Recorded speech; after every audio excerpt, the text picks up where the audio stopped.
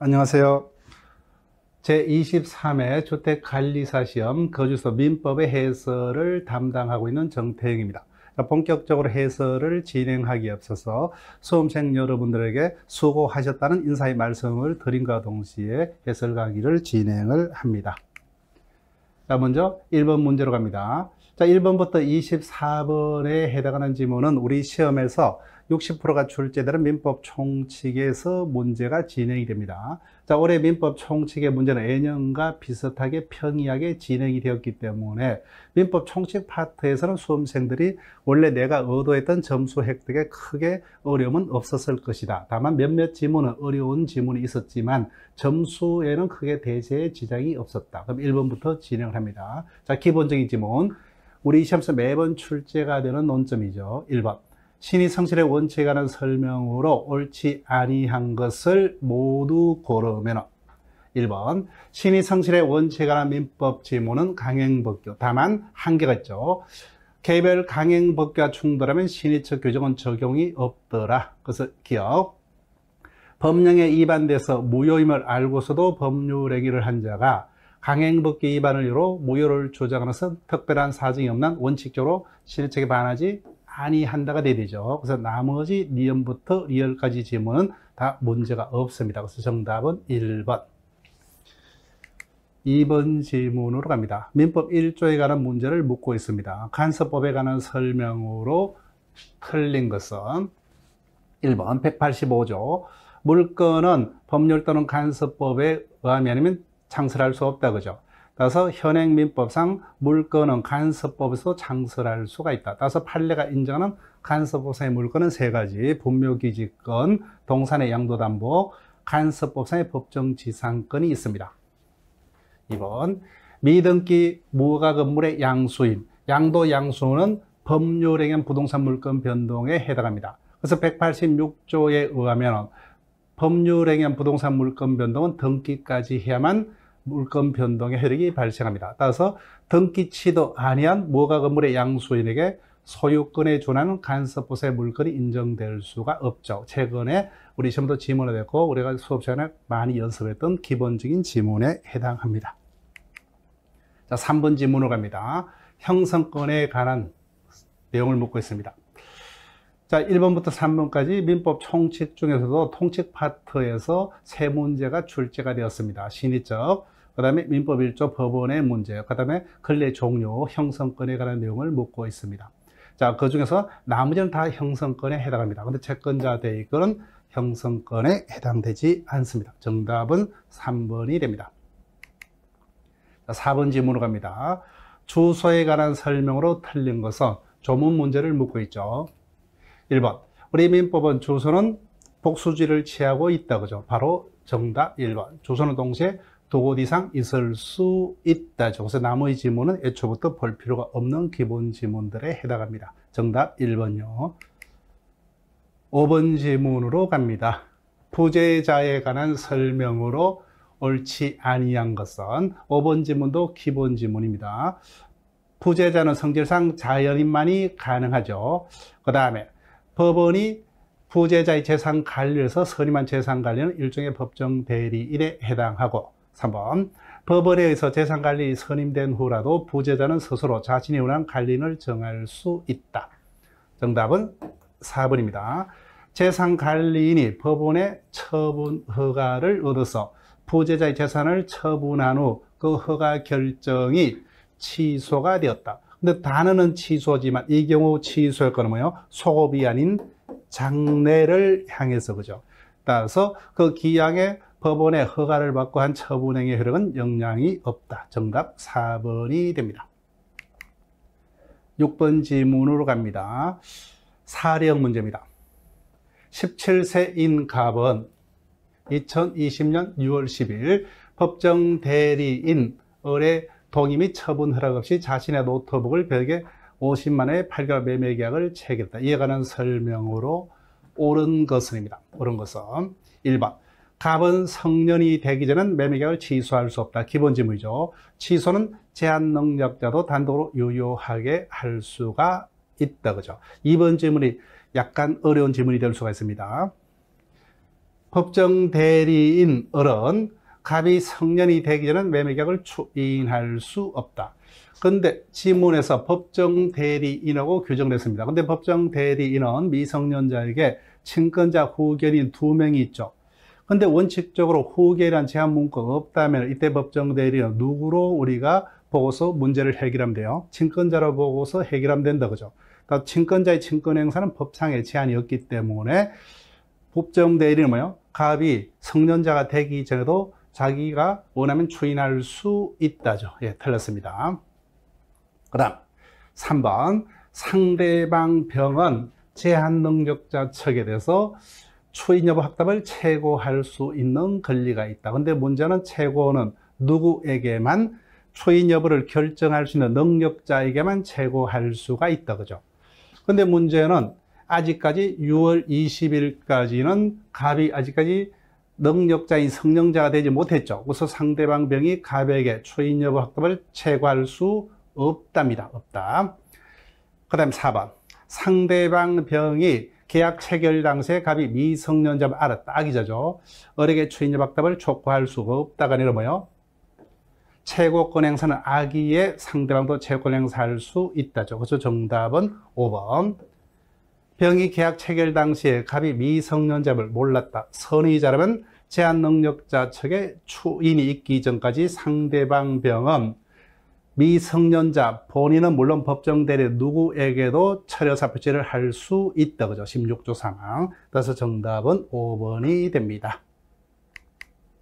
7번 문제로 갑니다. 7번부터 법인 파트에 관한 문제가 진행됩니다. 먼저 이사에 관한 설명으로 옳은 것은 1번 63조와 64조를 돌려서 묻는 지문 연습을 많이 했습니다. 이사가 없거나 결혼이 있는 경우, 그때 누굽니까? 특별 대리인이 아니라 요건이 구비되면 법원은 임시이사를 선임하여야 한다, 그죠?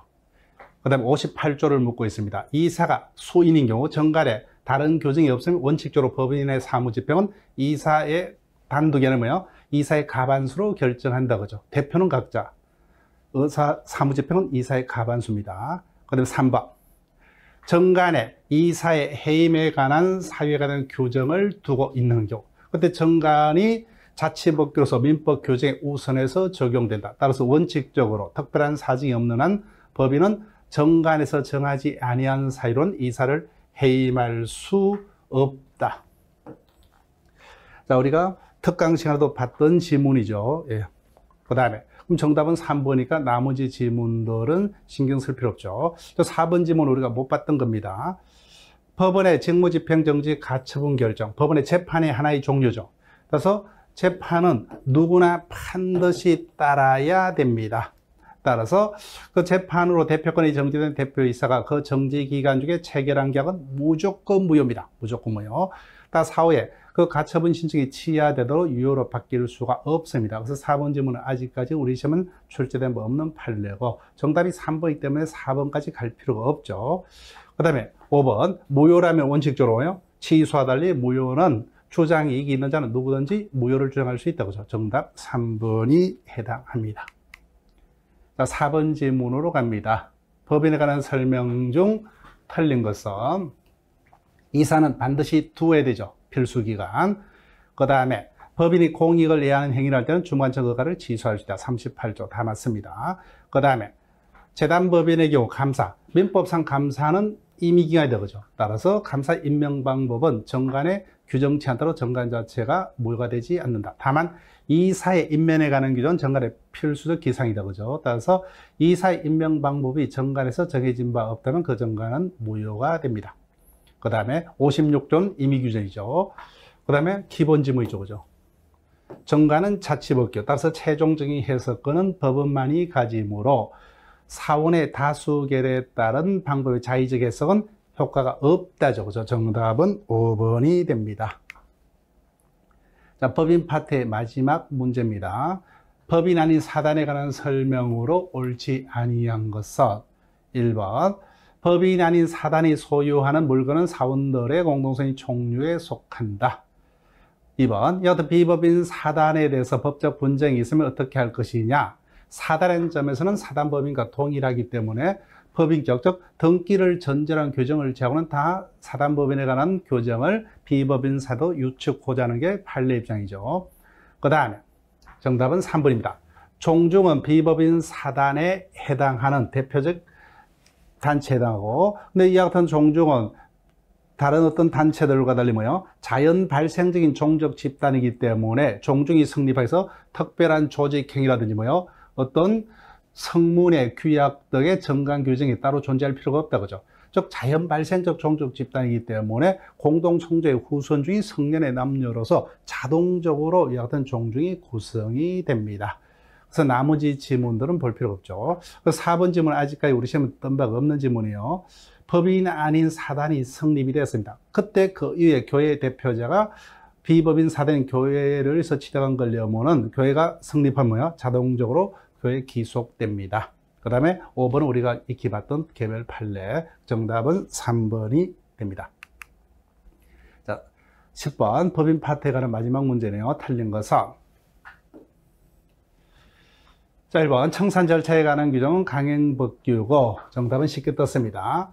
법인의 존속 중의 업무는 주무관청, 해산청산은 법원이 감독하더라 그죠. 그래서 감독기관의 어떤 순서 속이는 문제가 이미 우리 시험부터 여러 차례 출제가 되었습니다. 그래서 정답은 2번. 자, 11번 지문으로 갑니다. 11번, 12번 지문이 권리 객체인 물건에 관해서 출제를 하고 있습니다. 물건에 관한 설명으로 틀린 것은 일물 일건주의 원칙의 A로서 지상권, 지역권, 전세권 등 용익물건은 부동산 일부에도 성립할 수 있다. 그 다음에 사람의 사체 유골도 뭐요? 물건이다 그죠? 예, 유체물. 다만 매장, 제사 등의 공량의 대상이 될 수 있는 특수한 물건이라 그랬죠. 토지 소유권의 범위. 그 다음에 5번 언제부터 짓고 있는 건물이 되느냐? 토지하고 독립된 부동산이 건물이 되느냐? 건물의 개수는 몇 개이냐? 사회 통념상으로 결정한다. 그래서 최소한 기둥과 지붕, 주벽이 이루어지면 독립상, 사회 통념상 토지하고 별개인 부동산인 독립한 건물로 인정될 수가 있다. 정답은 5번입니다. 종물이 되려면 뭐요? 어디까지나 주물과는 독립한 다른 물건이라 해야 됩니다. 그래서 건물의 신축 공사를 도급받은 수급인이 통념상 독립한 건물이라고 볼 수 없는 정착물이기 때문에 부동산입니다. 근데 독립성이 없다 그죠? 따라서 언제나 토지의 일부일 뿐 그 정착물이 토지의 종물은 될 수가 없죠. 동물이 되려면 어디까지나 독립한 물건이어야 하므로. 그래서 정답은 5번이 됩니다. 12번으로 갑니다. 주종물에 관한 설명 중 틀린 것은 1번 지문은 기본 지문이죠. 종물이 되려면 주물 자체의 효용에 직접적으로 효용을 가져다 주는 물건이어야 합니다. 그 다음에 2번 어려운 지문이다 그죠. 원본 채권이 양도되면 원칙적으로 이자 채권도 양도됩니다. 즉 주된 권리, 종된 권리에 관한 어떤 내용은 주종물에 관한 민법 규정이 유추 적용된다 그죠. 다만 예외적으로 이미 변제기에 도달한 이자 채권입니다. 즉 앞으로 내가 돈을 1,000만 원을 상대방에 빌려주면서 매달 약속한 날짜에 이자를 얼마씩 받기로 한다 그죠. 이같이 장래에 발생한 이자 채권은 당연히 종된 권리로서 주된 권리의 원본 채권이 양도되면 같이 넘어갑니다. 근데 이미 뭐요? 이달에 이미 발생한 이자 채권은 그 원본 채권과 독립한 다른 권리이기 때문에 원칙적으로 당사자의 별도의 다른 약정이 없는 한 원본 채권과 함께 하지 않는답니다. 그래서 정답은 2번이고. 자, 근데 나머지 지문들을 우리가 익히 하는 겁니다. 종물은 주물의 처분에 따른다는 100조 2항은 임의법규, 그죠? 그 다음에 종물이 되려면 주물과 종물은 원칙적으로 소유자가 동일해야 됩니다. 따라서 다른 사람의 소유에 속하는 경우는 그 물건은 원칙적으로 종물이 아니기 때문에 부동산에는 저당권액이 미치지 않는다. 그 다음에 여하튼 주종물에 관한 100조는 주된 권리, 종된 권리가 해도 유추 적용되죠. 따라서 토지 임차인 소유의 건물에 대한 저당권이 실행이 돼서 매수인이 그 소유권을 취득한 경우, 즉 주된 권리를 취득했죠. 그때 특별한 사직이 없는 한 건물 소유를 목적으로 한 토지 임차권인 종된 권리도 건물 소유권과 함께 매수인에게 인정되죠. 그래서 나머지들이 우리가 익히 알고 있는 기본 지문 다 맞습니다. 그래서 정답은 2번이 됩니다. 자, 13번 문제로 갑니다. 103조 문제를 묻고 있습니다. 반사회 질서 행위로 무효인 것을 묻고 있습니다. 자, 1번 세금 포탈 목적의 재산은닉행위, 강제집행 면탈 목적의 절세은닉행위는 103조 위반이 아니다, 그죠? 그 다음에 매매액에서 매도인에게 부과될 공과금 매수인이 내가 다 책임있다는 취지의 특약은 103조 위반이 아니다. 그 다음에 도박 채무를 변제키라는 약정은 103조에 반해서 무효지만 도박 채무 변제에서 도박 채무자로부터 부동산의 처분을 위임받은 도박 채권자가 이를 모르는 제3자하고 도박 채무자를 대리해서 체결한 도박 채무자의 부동산에 관한 매매 계약은 103조하고 상관이 없더라, 그죠? 예. 정답은 2번이죠. 부척관계인 부부 생활의 종료를 해지조건 정려계약은 조건만이 무효가 아니라 그 정려계약 자체가 103조에 반해서 모두 무효가 된다. 2번이 정답입니다. 14번 문제로 갑니다. 불공정 행위에 관한 설명을 옳은 것을 모두 고른 것은 불공정행위가 성립하려면은 급부와 반대급부 간의 현저한 불균형 관계인 대가관계가 성립할 수 있는 유상행위여야 된다, 그죠? 그래서 정려는 처음부터 대가관계가 존재할 수 없기 때문에 불공정행위 규정은 적용될 수가 없다. 그 다음 불공정행위의 무효는 절대적 무효이기 때문에 원칙적으로 뭐요? 추인을 할 수 없다, 그죠? 따라서 추인이 따로 절대로 유효로 될 수가 없다. 그 다음에 이것이 가장 어려운 지문 중에 하나죠. 급부와 반대급부 간에 현저한 불균이 있다 해서 곧 바로 뭐요? 그 행위가 공박 등으로 인해서 추정되지 않는다죠. 근데 여기까지 보니까 전부 다 지문이 2개, 3개로 되어 있습니다. 근데 이미 보니까 뭐요? 티귿까지 보시니까 티귿이 틀려버렸다, 그죠? 그러면 정답이 될 수가 있는 게 보니까 1번밖에 될 수가 없죠. 그 다음에 마지막 지문. 어떤 애가 불공정 법률에 해당되지 여부는 뭐예요? 이행기가 아니라 행위 당시, 법률 행위 당시를 기준으로 한다고 하죠. 정답은 1번이 됩니다. 자, 15번 문제로 갑니다. 이것도 우리가 평소에 많이 다뤄봤던 어떤 형태의 지문에 해당합니다. 갑은 자신의 엑스 토지를 매도할 것을 미성년자 을에게 위임하고 대리권을 수했다. 즉, 대리인은 행위능력자임을 요하지 않는다, 그죠? 따라서 미성년자도 유하게 타인의 대리인이 될 수 있다. 따라서 이 경우 대리인 을의 행위를 제한 능력자란 이유로 취소하지 못한다, 그죠? 수여있다. 을은 갑을 대리해서 병과 엑스토지 매매계약을 체결돼 계약 체결 당시에 병의 기망 행위가 있었다. 자, 1번. 그때 이와 같은 갑과 병 간의 매매 계약이 사기로 인해서 취소할 수 있는 여부가 문제될 때 사기가 있었다 여부는 누구를 기준으로? 행위를 하고 있는 뭐예요? 갑이 아니라 대리인 을을 기준으로, 그죠? 을을 기준으로 틀렸습니다. 그 다음 이때 사기 여부의 기준은 행위자인 대리인이 기준이 되지만 인정되면 그로 인한 법률효과, 취소권 등은 누구에게만? 본인에게만 발생한다, 그죠? 따라서 원칙적으로 갑이 아니라 을이 병가의 매매계약을 사기소 취소할 수가 있다가 아니라 본인이 취소할 수 있죠. 즉 대리는 원칙적으로 취소권이 없습니다. 다만 본인부터 취소할 수 있는 대리권을 특별히 수여받은 경우에서는 취소권자가 될 수 있다는 거죠. 즉 정답은 쉽게 떴습니다. 본인 갑은 을이 제한 능력자라는 이유로 을이 체결한 매매계약을 취소할 수 없다, 그죠? 그래서 정답은 3번. 나머지 지문은 신경 쓸 필요가 없습니다. 정답은 3번이 됩니다. 자, 16번 지문으로 갑니다. 착오에 관한 문제를 묻고 있습니다. 갑은 을의 부동산을 매수했는데 계약명의 종료분에 착오해서 이를 취소하고자 한다. 옳은 것은 갑이 취소권자죠. 1번. 작년부터 출제가 되기 시작했고 당분간은 계속 출제가 된다고 제가 강조를 했다, 그죠? 즉 판례하면 하자 담보 책임과 착오 취소는 그 요건 효과가 다르므로 착오 취소 여부를 판단하면서 하자 담보 책임의 성립 이하는 문제되지 않는다, 그죠? 다시 1번. 하자 담보 책임과 착오 요건을 모두 갖춘 경우 갑은 하자 담보 책임을 물을 수 있을 뿐 착오 취소는 할 수가 없다가 아니라 선택이죠. 틀렸습니다. 그 다음 갑의 매매계약 취소가 인정되기 위해서는 갑은 자신에게 중과실이 없었음을 증명해야 된다. 즉 중요분의 착오에 따라도 표의자에게 중대한 과실이 있으면 취소 못합니다. 근데 어떤 중대한 과실이 있다 없다는 누가 입증을 해야 됩니까? 상대방이 입증을 한다, 그죠? 상대방. 따라서 틀렸습니다. 그 다음에 착오 파트에서 가장 많이 출제됐던 타제도의 관계죠.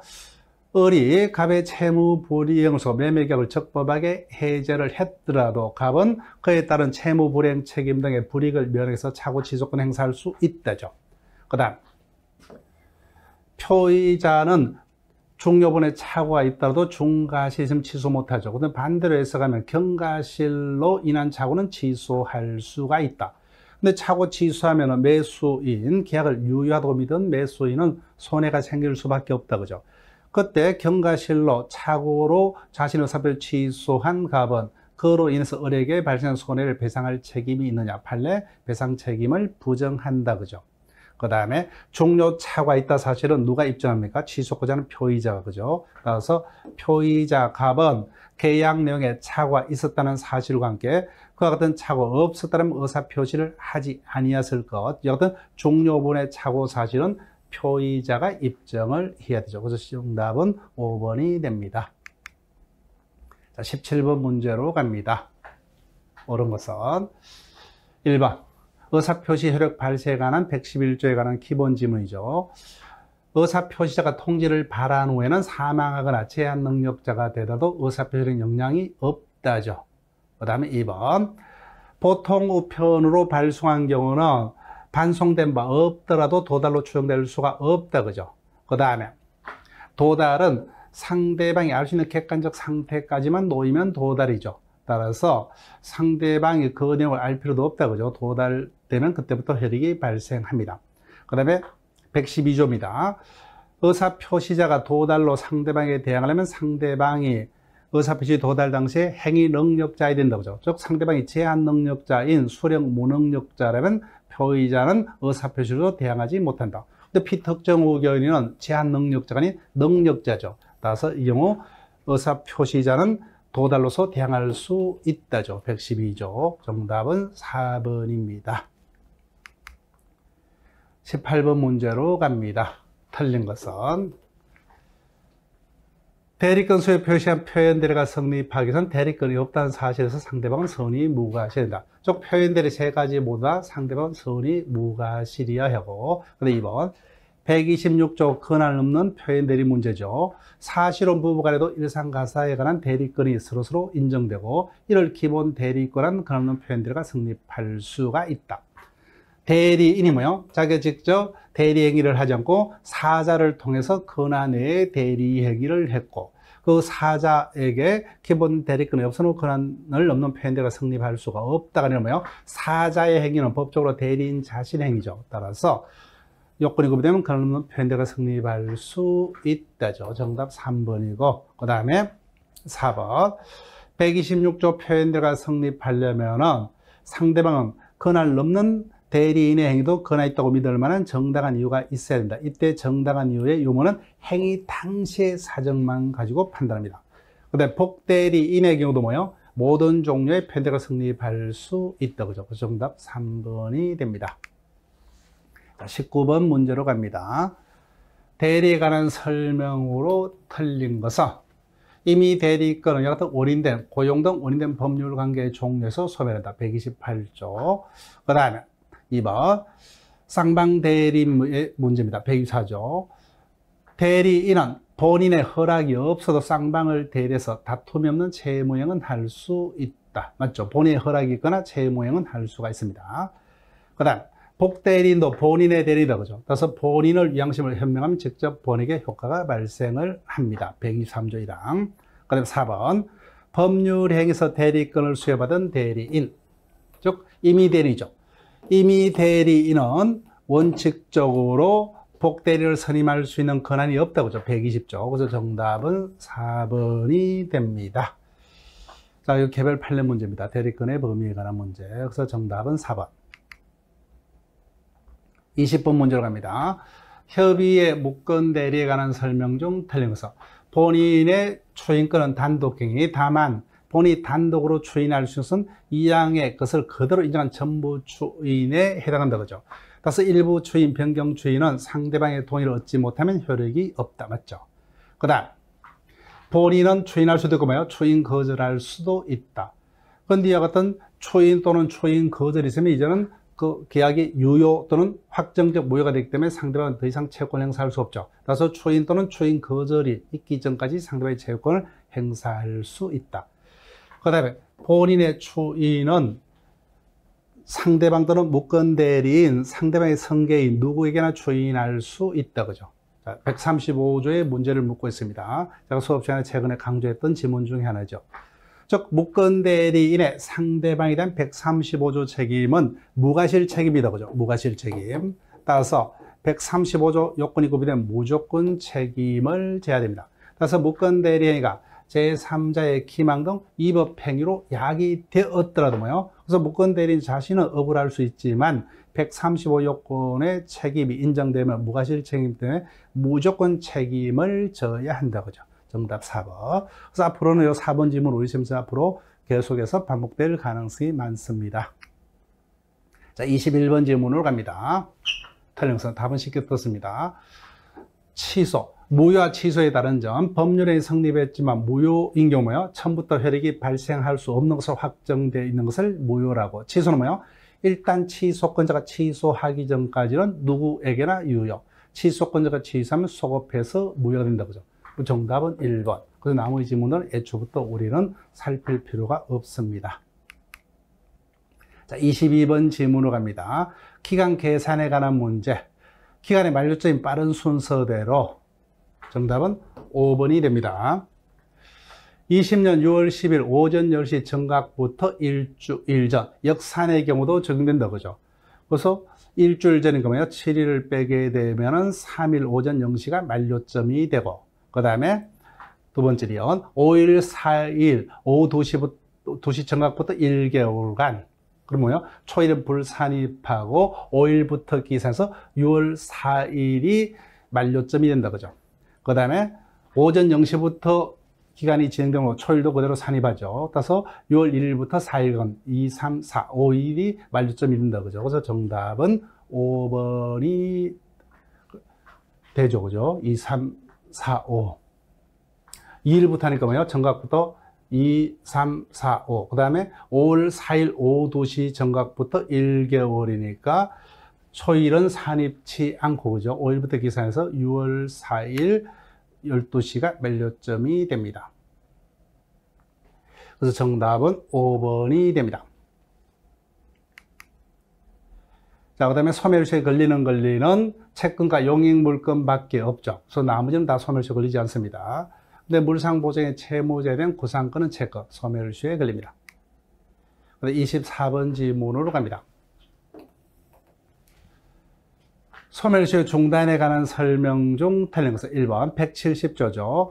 재판상 청구 시점에 중단이 됩니다. 다만 예외적으로 그 수가 각하기각 취하되는 경우 중단 효력이 없다. 그죠? 그때 몇 개월 내? 6개월 내에 다시 재판상 청구 등을 하면은 그때부터가 아니라 최초의 재판상 청구 시점에 중단이 된 걸로 본다. 그죠? 그래서 이와 같은 각하 등으로 중단 효력이 없는 재판상 청구도 최소한 최고로서의 효력은 있다. 자, 요 질문 우리가 익히 자주 봤던 질문 아니죠. 일단은 넘어갑니다. 그 다음에 2번. 응소행위란 시효 중단으로 원고가 소를 제기한 때. 그래서 24번이 민법 총칙에서 지금까지 봤던 질문 중에서 우리가 답을 구하기가 가장 까다로웠던 질문 중에 해당될 수도 있습니다. 즉, 재판상 청구는 권리자가 원고로서 소를 제기하는 경우가 일반적이지만 피고로서 응소하는 것도 재판상 청구에 해당하더라고요. 그죠? 그래서 소멸시효는 언제부터요? 권리자가 권리를 행사한 때로부터죠. 따라서 응소행위라는 시효 중단은 원고가 소를 제기한 때가 아니라 뭐요? 응소행위가 있는 때, 그때 권리 행사를 볼 수 있다. 그죠? 그때부터 소멸시효가 중단이 됩니다. 그래서 틀렸습니다. 3번.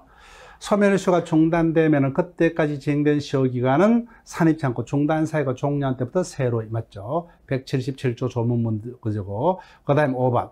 연대 채무자의 이행 청구는 다른 모든 연대 채무자의 중단 효력이 있습니다. 그렇지만 부진정 연대 채무자 사유는 중단 효력이 없습니다. 그래서 24번 질문이 일단은 민법 총칙 24문제 중에서는 가장 우리가 답을 구하기가 힘들었던 질문에 해당합니다. 자, 지금까지 민법 총칙에서 24문제를 검토했는데 대부분의 질문들이 몇몇 질문이 우리가 평소에 자주 보지 않은 질문도 있었지만 대부분의 질문들은 답을 구하는 데는 크게 문제가 없었기 때문에 우리가 민법 총칙에서는 내가 예상했던 그 문항 숫자에 크게 벗어나지는 아니했을 겁니다. 자, 그 다음부터 물권법 이하로 계속 진행합니다. 물권법도 일단은 민법 총칙보다는 상당히 까다롭게 진행됐지만 물권법은 그래도 우리가 최소한 우리가 평소에 목표치했던 5문제 정도까지는 충분히 확보할 수 있는 그런 수준의 문제가 출제가 되었습니다. 25분 갑니다. 옳은 것은 1번 부동산 물권 변동에서 등기는 물권 변동의 효력 발생 요건일 뿐 존속 요건은 아니다. 그죠? 우리 시험에서 수차례 출제됐던 지문이고, 그 다음에 무효 등기의 유형은 일정한 요건하에서 당사자는 합의로 가능하다. 그죠? 이때 합의는 방법이 제한없죠. 명시, 묵시적으로. 답은 쉽게 떴습니다. 허가 구역 내 중간 생략 등기. 판례가 일반적으로 중간 생략 등기의 유효성을 인정하지만 허가 구역 내 중간 생략 등기는 효력을 인정하지 않는다. 그죠? 무효이다. 정답은 3번이 됩니다. 자, 26번. 등기의 추정력에 관한 문제입니다. 등기의 추정력이 깨어지는 경우를 모두 고르면은, 자, 일단 등기의 추정력을 깨뜨리기 위해서는 상당히 까다로운 어떤 증명이 있어야 됩니다. 그렇지만 보존 등기는 열심히 우리가 연습했습니다. 보존 등기는 원칙, 누구의 앞으로, 즉 원시 취득자 앞으로 등기되는 게 원칙이죠. 따라서 그 명의자가 원시 취득자가 아님이 밝혀지는 순간 바로 추정력이 깨어진다 그랬죠. 따라서 보존 등기 명의자가 건물을 신축한 것이 아닌 경우, 그 다음에 등기가 있다고 하면 그 등기 내용 자체로부터 어떤 모순이 있는 경우는 추정력이 있을 수가 없죠.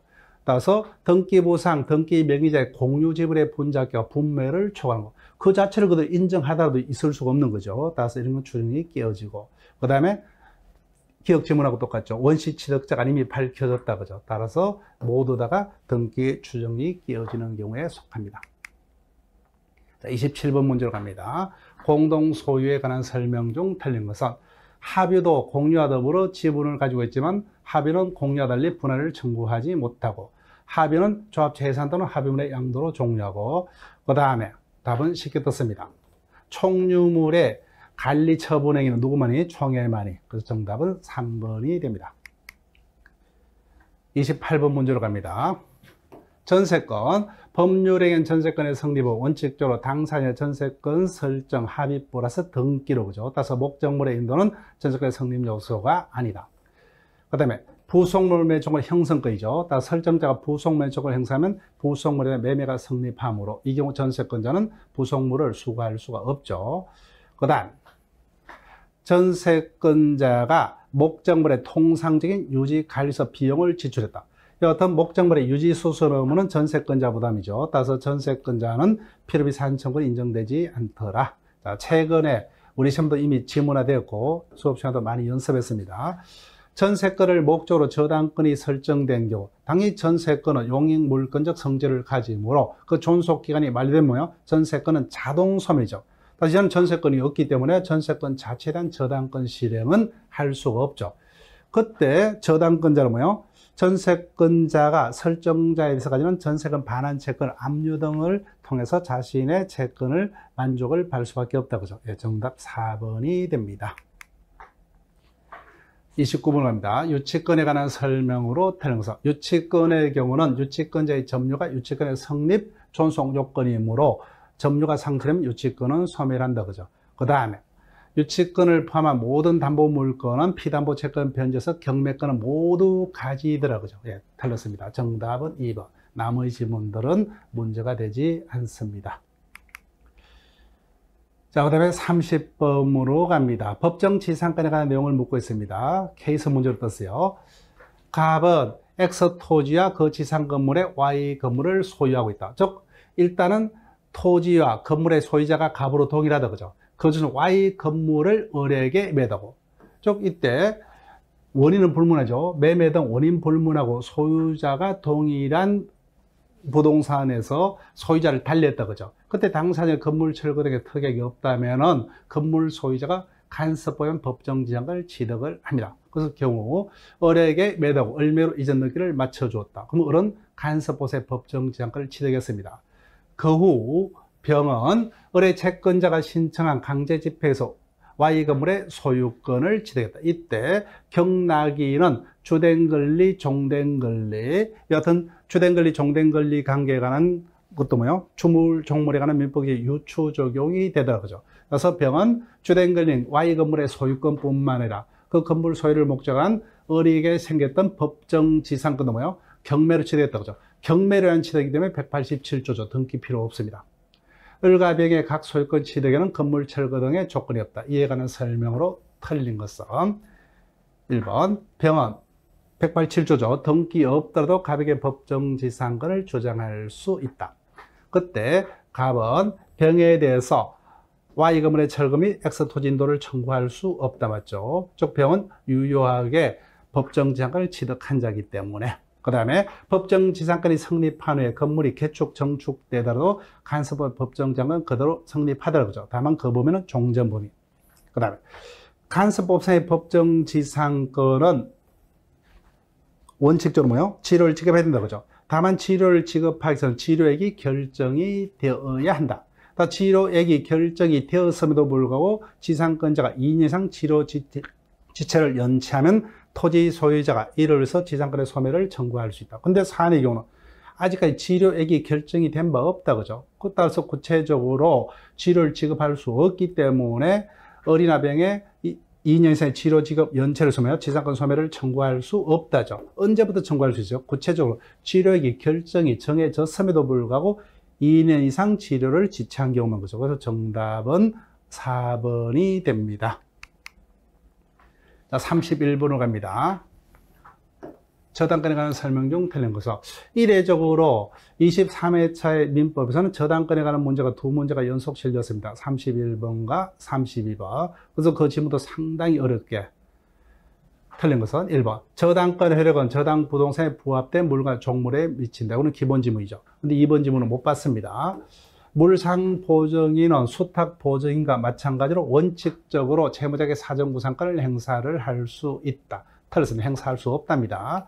즉 물상보증인은 수탁보증인과 달리 이제는 뭐예요? 물적 유한 책임을 지는 자에 불과하고 수탁보증인과 달리 수탁보증인은 채무자를 대신해 뭐예요? 채무자의 채무를 채권자가 이행할 어떤 그 위임 사무를 부담하고 있는 자, 그 성질이 다르기 때문에 수탁보증인이 가지는 사정구상권은 물상보증인이 인정될 수가 없다가 판례입니다.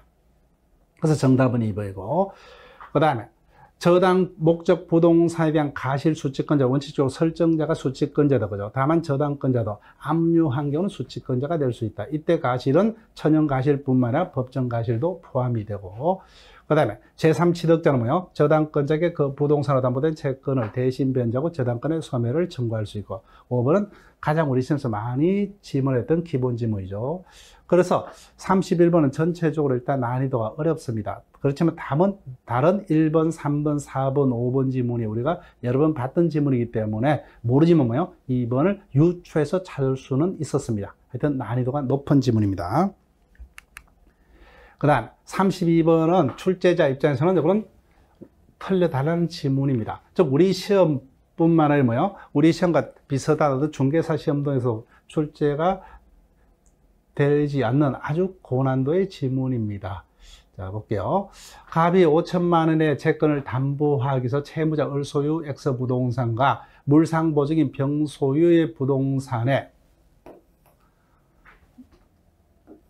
각각 1번 저당권을 취득했다. 그 후 정이 4천만 원의 채권을 X부동산에 무가 3천만 원의 채권을 Y부동산에 각각 2번 저당권을 취득했고 갑이 X, Y부동산에 담보권 실행 경매를 신청하여 X부동산 6천만 원, Y부동산은 4천만 원에 매겨서 동시배당이 이루어진다. 이 경우 이자 및 경매 비용 등을 고려치 않는다면 갑이 Y부동산에 매각돼서 배당받을 수 있는 금액은 어떻게 될 것이냐. 자, 원칙적으로 뭐예요? 동시배당의 경우는 각 부동산의 경매 대가로부터 채권액을 안분 배당하는 게 원칙이죠. 다만 그 전제는 그 공동 저당이 잡히는 뭐예요? 그 목적물의 소유자가 동일한 경우를 말합니다. 즉 원칙으로 채무자 소유의 부동산 위에 공동저당이 설정된 경우를 말합니다. 근데 이와 같이 뭐예요? 공동저당으로 되어놓던 목적 부동산이 하나는 채무자 소유고 하나는 물상보증인 소유입니다. 그때 후순위권자가 있을 때 물상보증인과 후순위권자의 우위는 어떻게 될 것이냐. 하려면 물상보증인이 우선합니다. 그래서 채권자가 뭐예요? 동시 배당으로 안분 배당받았다면 후순위자보다는 뭐예요? 물상보증인이 우선해서 채권자에 대해서 나머지 부동산에 배당받을 수 있기 때문에 이 경우는 애초부터 뭐예요? 처음부터 갑이 X 부동산과 Y 부동산에서 동시 배당이 이루어지더라도 뭐예요? 이와 같은 관계상 어차피 뭐예요? 물상보증이 우선하기 때문에 이 경우는 동시 안분 배당한 게 의미가 없죠. 그래서 이 경우는 갑은 채무자 소유 X 부동산으로부터 전부 채권의 면제를 받고 모자란 부분은 뭐예요? 물상보증인 소유의 Y 부동산에서 변제를 받을 수 있다고 그죠. 그건 다 변제를 받을 수 있기 때문에 X 부동산으로부터 그 물상보증인 소유의 Y 부동산의 경매 대가로부터는 배당받을 수 없다가 판례의 태도입니다. 그래서 32번 지문은 출제자 입장에서는 이거는 점수 조절용으로서 즉 합격자 숫자를 조절하기 위해서 이거는 틀려달라는 그런 어떤 지문이다. 이렇게 우리가 볼 수 있습니다. 그래서 지금까지 물권법에서 배당된 8문제를 봤는데 일단 우리가 예전보다는 좀 까다롭게 진행이 되었습니다. 특히 몇몇 지문은 어렵죠. 특히 저당권 파트에서 2문제가 이례적으로 뭐예요? 2문제가 출제가 되었고 2문제 모두 어렵습니다. 근데 나머지 지문들은 일단 어려운 지문도 있었지만 8문제 중 우리가 최소한 4문제 내지 5문제까지는 그래도 확보를 할 수가 있었던 수준이었다. 이렇게 우리가 결론을 낼 수가 있습니다. 근데 문제는 뭐예요? 지금부터 진행되는 채권법의 문제입니다. 그 채권법은 대다수의 문제가 뭐예요? 오는 출제자가 틀려달라는 그런 어떤 주문에 가까운 수준의 아주 고난도의 까다로운 문제가 실려 있었습니다. 채권자에 대해 거는 지금까지 우리 시험에서 한 번도 출제가 된 바 없는 논점이었습니다. 자, 옳은 것은 1번 채권자 취소권도 뭐예요? 요건만 구되면 채권자의 대의권 행사의 목적이 될 수 있답니다. 그 다음 2번 이혼의 재산 분할 청구를 원칙적으로 채권자 대의권 행사의 목적이 될 수가 없지만 그 구체적 내용이 이미 명확하게 확정되었다면 채권자 대의권에서 담보될 수 있는 피보전 채권이 될 수가 있답니다. 그 다음에 채권자 대의권은 뭐예요? 채무자 스스로 제3채무자까지는 권리를 스스로 행사치 아니할 때 채권자가 채무자의 책임 재산을 보전해서 예외적으로 대신 행사합니다. 따라서 뭐예요? 이미 채무자 스스로 제3자에 대한 권리를 행사를 했다면 그때는 채권자 대의권은 행사할 수가 없습니다. 그 다음에 채권자 대의권을 행사하려면 원칙적으로 채권자의 채권이 이행기가 돼야 됩니다. 다만 예외적으로 보존행위는 상관없습니다. 따라서 채권자는 피보전 채권의 이행기가 도래하기 전이라도 피대의 채권의 시효 중단에서는 채무자에 대해서 제3자 이행 청구를 할 수 있다. 정답은 4번입니다. 자, 원칙적으로 뭐예요? 채권자 대의권도 채권자 취소권과 더불어 채무자의 책임 재산의 보존한 제도이기 때문에 금전 채권에 한해서만 금전 채권자에 한해서만 인정되지만 판례가 이와 같이 특정 채권자의 채권 행사를 위해서도 채권자 대의권이 인정될 수가 있다 그러고 그때는 금전 채권자와 달리 채무자의 무자력은 그 요건이 아니라고 판단합니다. 여하튼 33번은 지금까지 우리 시험에서 출제된 바도 없는 어떤 논점입니다. 앞으로도 개인적으로 봤을 때는 여기까지 우리 시험에서 출제를 한다는 것은 너무 우리 시험의 어떤 공부할 수 있는 학습 분량을 너무 방대하게 요구하는 바람직하지 않는 문제고 그 내용 자체도 상당히 깊이 들어갔습니다. 그 출제자의 의도는 이 지문은 합격자 수를 조절하여 그런 문제다 이렇게 우리가 볼 수가 있습니다. 자, 34번으로 갑니다. 쌍무계약상 채무액이 불능인 경우에 관한 설명 중 즉 원시적 전부 불능이다 그죠? 계약은 무효이다. 다만 계약 체결상의 가실 책임은 문제될 수 있다. 우리는 익히 아는 내용입니다. 그 다음에 채무자의 책임 있는 사유로 후발적 이행 불능, 이행이 불능이죠. 그럼 최고 없이 바로 계약을 해제할 수 있다. 546조. 그 다음에 채무자의 책임 있는 사유로 후발적 불능이 된 경우 채무불응이죠. 채권자는 거래는 손해배상 청구할 수 있다. 맞죠? 그 다음에 채권자의 수령 지체 중에 위험 부담 문제입니다. 당사의 쌍방의 책임이 없는 사유로 채무자 이행이 불능이 된 경우 그때는 위험을 누가 부담합니까? 채권자가 부담한다 그죠? 그래서 채무자는 채권자 이행을 청구할 수 있다. 538조. 그래서 3, 4번은 채권법에서 배당된 문제 중 우리가 맞춰야 되는 문제입니다. 551조를 묻고 있다 그죠? 551조. 계약 해제는 거래한 채무 불이한 손해배상 청구에 영향을 미치지 아니한다 그죠? 그래서 채권자는 해제와 별도로 채무불이한 손해배상을 청구할 수 있다죠. 정답 5번이 됩니다. 자, 35번으로 갑니다. 동시이행 관계에 있는 것을 모두 고르면, 기억 지문 우리가 아는 거다, 그죠? 즉, 부동산 매매에서 매도인의 이전 등기 의무 및 매수인의 대금 지급 의무는 동시행관계. 그때 이전 등기 의무는 깨끗한 등기를 이전해줘. 따라서 저기 이전 등기 의무 및 가압류가 됐다면 가압류 등기 말소 의무와 매수인의 대금 지급 의무는 동시이행관계입니다. 근데 니은은 주택임대차보호법 우리 시험 범위가 아니죠, 그죠? 거기까지 지금 지문화됐다는 것은 조금 문제가 있다고 봐야 되죠. 즉, 주택임대인과 임차인 사이에 임대차 보증금 반환 의무와 임차권 등기 명령에 맞춰진 임차권 등기의 말소 의무는 동시행관계가 아닙니다. 즉, 먼저 뭐요? 주택임대인이 임차에게 먼저 보증금을 반환할 의무가 선행 의무고, 그래서 임차권 등기 명령에 맞춘 임차권 등기 말소 의무는 양자는 동시이행관계가 아니라는 게 판례의 태도입니다. 그 다음에 뒤고 가등기, 담보목적의 가등기는 저당권하고 똑같습니다. 따라서 변제 등으로 피담보 채권이 소멸하면요, 등기 말소 상관없이 부종성에서 저당권은 소멸하다, 그죠? 그 똑같은 논리이기 때문에 변제와 가등기 말소는 동시행 관계가 아닙니다. 그래서 정답은 1번이 됩니다. 따라서 난이도가 상당히 높은 지문. 자, 그 다음 36번. 청약과 성낙양 계약 성립에 관한 어떤 지문 528조부터 534조까지 내용을 묻고 있습니다. 저 케이스지만 답은 쉽게 1번에서 정해집니다.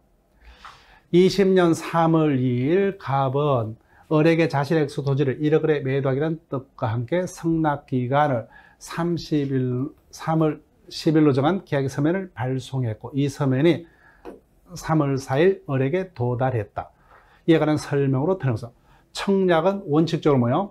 도달된 때부터 혈액이 발생하고 상대방의 동의 없으면 철회하지 못한다, 그죠?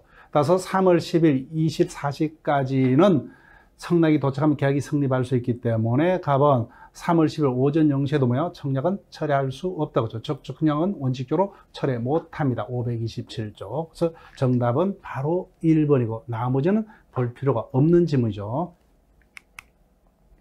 37번으로 갑니다. 계약금에 관한 설명으로 옳은 것은. 자, 1번 지문은 이미 우리 시험에서 한번 지문화됐던 지문의 내용에 해당하죠, 그죠? 저 계약금 계약은 뭐요? 요물 계약은 맞지만 독립한 계약이 아니라 뭐요? 본계약이 매매 계약에서 부수에서 체결된 부수적 계약이죠. 그래서 본계약이 취되면 요물 계약, 계약금 계약도 실효가 되더라, 그죠? 그 다음 2번. 계약금은 여러 가지 성질을 가질 수 있는데 원칙적으로 당사자의 특별한 약정이 없으면 우리는 해약금으로 추정합니다. 그때 당사자가 위약금으로서 약정했을 때 뭐예요? 그때는 손해배상의 예정이기 때문에 법원이 그 액수가 가된 부당히 감액할 수가 있지만 위약벌은 위약금이 아니죠. 따라서 위약벌의 경우는 몰수가 됩니다. 근데 그 위약벌은 위약금과 달리 손해배상액의 예정이 아니기 때문에 위약금과 달리 뭐요? 위약벌은 그 내용이 부당하게 가하더라도 뭐요? 그 액을 법원이 직권으로 감액할 수는 없습니다. 위약금이 아니기 때문에. 이 경우는 그게 뭐요? 당사자 어떤 현저한 지불균형 등을 이유로 위약벌이 과도하게 책정됐다면 이건 뭐요? 무효 사유가 되지 감액 사유는 될 수 없어요. 위약금이 손해배상의 예정이기 때문에 감액할 수 있지만 위약벌은 그 성질을 달리하기 때문에 그 액이 뭐요? 과도해서 일방의 어떤 지불균형 등을 악용해서 어떤 과도한 위약벌을 약정했다면 무효는 될 수 있지만 손해배상의 예정의 성질이 아니기 때문에 감액할 수는 없습니다. 틀렸습니다. 그 다음 당사자가 계약금 전부를 나중에 지급의 약정이요. 교부자가 약속을 지키지 않습니다. 그때 상대방은 뭐요? 어떤 계약금 지급 약속 채무 불이해서 뭐요? 계약금 계약을 해지할 수가 있다, 그죠? 그래서 계약금의 지급이 없었음을 이유로 본계약은 해지 못하지만 계약금 계약은 당연히 해지할 수가 있다. 정답 3번. 그 다음 토지거래 허가 고일제도 뭐요? 당연히 허가 전에 계약금 계약은 해지는 할 수가 있습니다. 그 다음에 해약금 규정 계약 해제는 일방이 이행에 착수하기 전까지이기 때문에 원상회복이라든지 채무불이행을 운행하지 않기 때문에 채무불이행 손해배상 책임은 묻지 못한다, 그죠? 정답은 3번이 됩니다. 자, 38번으로 갑니다. 해제에 관한 설명 중 틀린 것은 해제는 단독행위 원초로 조건기한을 붙이지 못한다. 해제되면은 원상회복 의무가 발생한다 그죠? 이와 같은 원상회복 청구이죠. 소멸시효 권리죠. 언제부터? 권리 행사할 수 있는 때로부터 해제한 때로부터 맞습니다.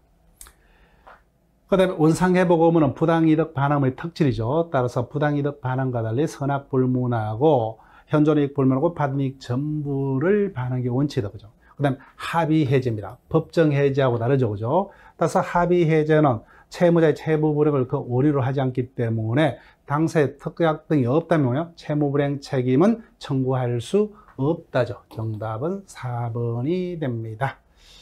자, 해제에서 제3자 보호기준과 관련된 조문입니다. 그 정답 4번이 됩니다. 자, 39번요. 공동불법에 관한 설명 중 옳은 것을 모두 고르면은 상당하게 어렵게 출제가 되었습니다. 부진적 연대 채무의 어떤 내용까지 부진적 연대 채무는 법전상의 제도가 아니라 판례가 인정하는 제도입니다. 거기까지 지문을 구성을 했습니다. 그래서 상당히 이례적이고 그 출제자 입장에서는 이거는 뭐예요? 점수 조절용, 합격자 수의 조절용이다. 이렇게 보시면 돼요. 공동불법에가 성립하기 전에는 판례하면 뭐예요? 행위의 공동인수까지는 필요 없다. 행위의 공동이라는 객관적 사실만으로 공동불법가 성립할 수가 있다.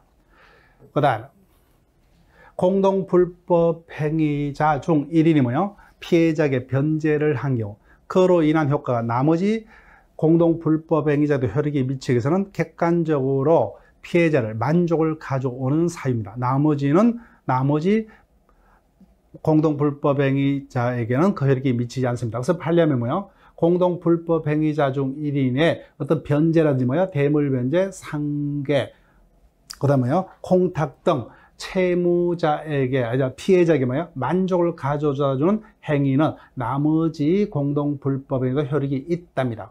그 종래에는 상계에는 공동불법행위자에게 공동면책이 효력이 없다가 판례했지만 2010년도 중반쯤에 상계도 뭐예요? 변제 등과 동일하게 피해자에게 현실적으로 만족을 가져가는 수단의 하나이기 때문에 다른 공동불법행위제도 공동면책의 효력이 있다로 판례가 바뀌었습니다. 그래서 틀렸습니다. 그 다음에 공동불법행위자 1인에 대하여 구상 의무를 부담하는 다른 공동불법행위자가 여럿인 경우 특별한 사정이 없는 그들의 구상권자에 관한 채무는 분할 채무 관계이다. 맞습니다. 그래서 옳은 것은 D급만 옳습니다. 그래서 정답은 2번. 그래서 39번은 상당히 아주 고난도의 문제고 어떤 일반적인 비전문가 시험에서는 거의 출제되지 않는 내용까지를 설문화했다고 봅니다. 자, 마지막 질문으로 갑니다. 부당이득에 관한 설명 중 틀린 것은 자, 우리 시험에서 부당이득은 17회차에 한번 그것도 우리 민법 총칙의 103조와 관련된 어떤 내용까지만 출제되었고 이례적으로 부당이득까지 출제가 되었습니다. 악의 비치 변제요. 채무자가 채무 없음을 알고 변제 때는 원칙으로 그 반환을 청구하지 못한다. 자, 부당이득의 반환은 선이 악이자에 따라서 그 반환 범위가 다르다 그죠? 그때 수익자가 악이라는 점은 주장자 측에서 증명해야 된다. 네, 정답은 3번입니다. 아주 깊이 있는 개별 판례요. 계약상의 급부가 계약의 상대방뿐만 아니라 제3자 이익이 된 경우 급부란 계약 당사는 제3자에서는 직접 부당이득 반환 청구를 할 수 없다. 계약의 당사인 상대방에게 대해서만 반환을 청구할 수 있다가 판례입니다. 그 다음에 채무 없는 자가 착오로 해서 변제를 했더라도 그 변제가 도의 간접에 적합한 변제는 그 반환을 청구하지 못한다. 그 다음에 타인의 토지를 무단으로 점유함으로 한 부당이득 반환 채무는 이행 기한이 없는 채무다 그죠? 따라서 그 채무는 그 이행 청구를 받은 때로부터 387조 2항이 됩니다. 그래서 정답은 3번 지문이 됩니다.